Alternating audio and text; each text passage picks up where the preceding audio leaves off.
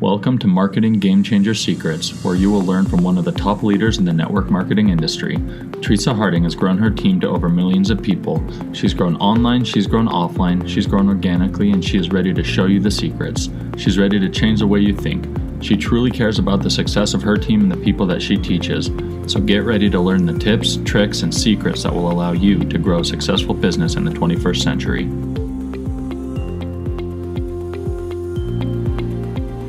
I'm Teresa Harding, and this is Marketing Game Changer Secrets. This podcast is for people who know that this industry is not about the network marketer anymore. It's about the people we serve and the change we can make in other people's lives. It's about the entrepreneur inside each of us who is trying to find our voice. It's for the people who want to change the world and are looking for the most powerful way to make that happen. Hey, welcome back to MLM Game Changer Secrets, the podcast. And today I am excited to talk about keeping things simple in your business. Whether you're building online, whether you are building live and offline, or doing both, we need to keep it simple. And over the years, the experts in the industry are constantly teaching that we need to teach at about a 5th grade level. So that's about a 10-year-old. When we teach our classes, when we do our demonstrations of our products, when we are writing our copy in our sales funnels for online, we need to keep it simple, because the more complicated it becomes, the more confused the mind becomes of the people that we're trying to share with. And what happens is they shut off. They end up stepping back and going, oh, let me think about it. Oh, I don't know. So this is what I noticed in my experience, and I've seen this with a lot of the leaders on my team, even some of the big leaders who are just massive. And what happens is we learn this lesson over time, and then we go back to the basics. So I'm hoping to save you. If you haven't already gone through that, or if you're kind of struggling with where you need to be in this space, I want to share with you some of my experience.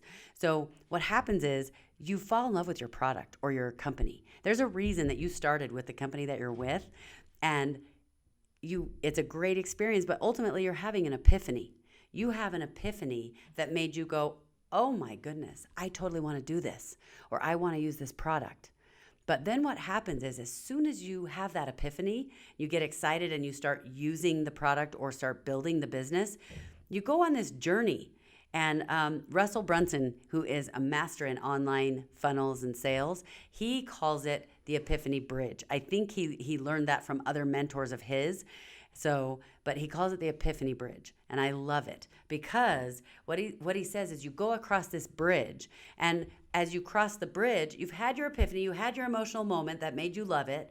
Then you start geeking out on it. You start learning all about it, and you start learning the science behind it, or why it works with your body the way that it does. You're learning all these crazy things about it, and you get super excited about what you're learning.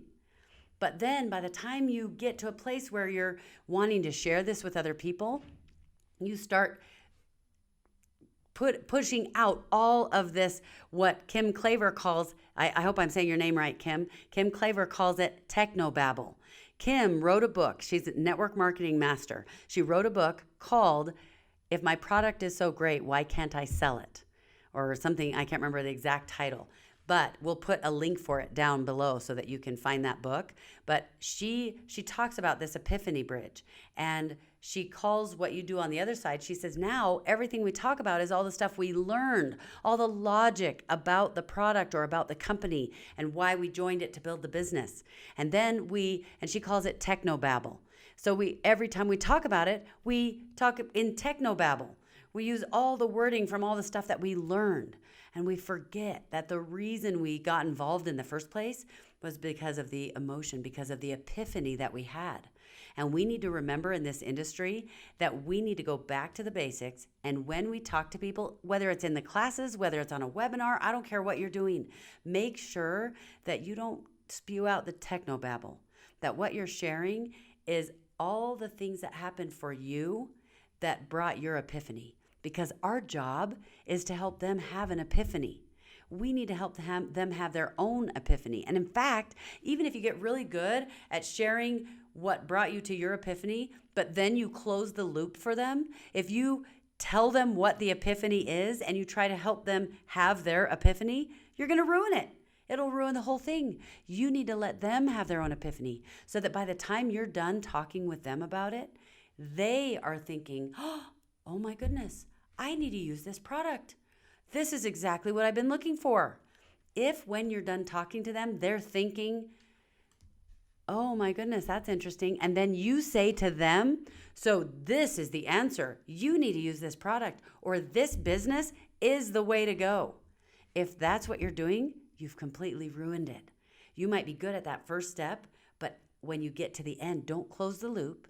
Let them have their own epiphany. Let them have their aha moment that goes, you've helped create the emotion and you helped create a situation where they get to have their epiphany.